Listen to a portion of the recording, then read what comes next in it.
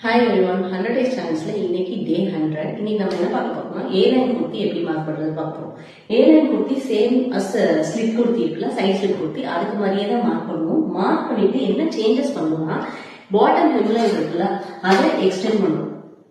அதை எக்ஸ்டெண்ட் பண்ணி எக்ஸ்டெண்ட் எவ்வளவு பண்ணணும்னா இது 6 to 12 இன்ச் வரைக்கும் வைக்கலாம். 12 இன்ச் வச்சுட்டு பேஸ் லைன் இருக்குல்ல, பேஸ் லைன் வந்து டைரக்டா இங்க ஒரு மார்க்கிங் கொடுக்கணும்.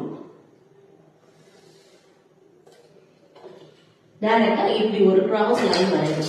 அதுக்கப்புறம் இதுல என்ன சேஞ்சஸ் பண்ணணும்னா பாட்டம் ஹெம்லைன் இங்கேருந்து இங்க மார்க் பண்ணிருக்கோம் பாத்தீங்களா, அதோட சென்டர் பாயிண்ட்ல இருந்து French curve or hip curve ஏதோ ஒரு கர்வ் வச்சு இப்படி ஒரு மார்க்கிங் பண்ணணும்.